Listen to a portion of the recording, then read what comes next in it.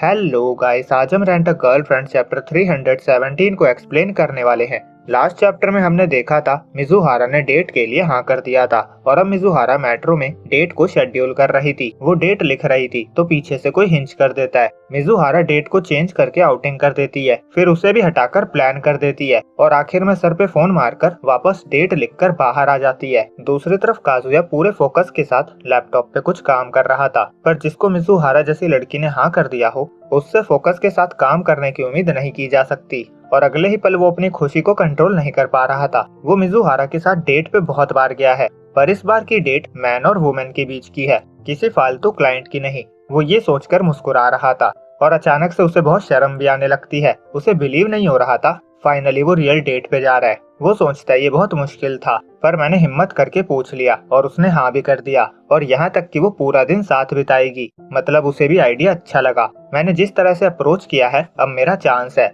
मेरा सपना पूरा हो सकता है। और उसका सपना तो आई गेस सबको पता ही होगा। फिर वो कहता है नहीं नहीं, ये हमारी पहली डेट है, मैं बहुत आगे का सोचने लगा हूँ, मैं नर्वस हो रहा हूँ, मुझे समझ नहीं आ रहा मैं क्या सोचूं, पर मैं उससे बहुत प्यार करता हूँ। अगले सीन में याईमोरी घर आ चुकी थी और काजुया ने उसे डेट के बारे में भी बता दिया था। उसने कहा था मैंने कल रात ही पूछा है। याईमोरी चौंक जाती है। वो कहती है ये तो बहुत स्पाइसी डेवलपमेंट है, चलो इसी बात पे एक फोटो लेते हैं। फिर वो कहती है ये बहुत बड़ी न्यूज है, वो डेट के लिए मान गई जैसा मैंने सोचा था, वो तुम्हें लाइक करती है। काजुया कहता है मुझे नहीं पता मैं ये कह भी सकता हूँ या नहीं। याईमोरी कहती है पर आप एक मैन बन गए हो, मैंने कभी नहीं सोचा था आप खुद उससे पूछ पाओगे, इसके लिए बहुत हिम्मत की जरूरत होती है। काजुया कहता है पर फिर भी मुझे लगता है मेरा दिल सीना चीर के बाहर आ जाएगा, पर जब मैंने उसका फेस देखा मुझे कुछ समझ नहीं आया और मैंने पूछ लिया। याईमोरी कहती है आप जितना सोच रहे हो ये उससे बहुत बड़ी डेवलपमेंट है, अब उसे समझ आ जाएगा तुम रिजेक्ट होने के रिस्क को हैंडल कर सकते हो, तुमने सिर्फ डेट के लिए ही नहीं पूछा है, कुछ पॉइंट्स भी कमा लिए हैं। और वो चली जाती है।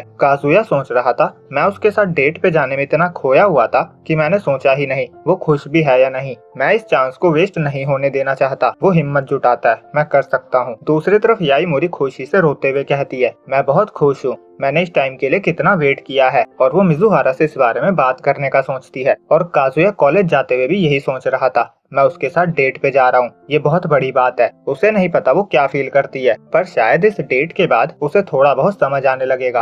अब रात में याईमोरी मिजुहारा के पास जाती है और कहती है मैंने सुना तुम मास्टर के साथ डेट पे जा रही हो। मिजुहारा कहती है उसके पेट में कोई बात नहीं पचती। याईमोरी कहती है नहीं नहीं, मैंने ही उससे उगलवा लिया था। मिजुहारा कहती है तुम्हें जो कहना है तुम कह सकती हो, पर ये रिसर्च के पर्पज से ही है और मैंने ही कहा था कि मुझे रिसर्च करनी है, इसीलिए मुझे कुछ करने की जरूरत थी। याईमोरी कहती है मैं समझ गई, तुम प्यार की शुरुआत करने बाहर जा रही हो। मिजुहारा कहती है तुम फिर अपनी बातें लेकर स्टार्ट हो गई और उसने मिल्क गर्म होने के लिए रखा था। वो जाने लगती है। याईमोरी पूछती है तुम उस दिन क्या पहनने वाली हो। मिजुहारा कहती है मैंने अभी नहीं सोचा है। याईमोरी कहती है तुमने सैलून का अपॉइंटमेंट ले लिया है ना, आखिर तुम डेट पे जा रही हो। मिजुहारा कहती है तुम ये कितनी बार कहोगी। और एंड में हम मिजुहारा के फोन में 17th को डेट का शेड्यूल देखते हैं और यहीं पे ये चैप्टर एंड होता है। तो वीडियो अच्छी लगी हो तो लाइक और चैनल को सब्सक्राइब करना ना भूले।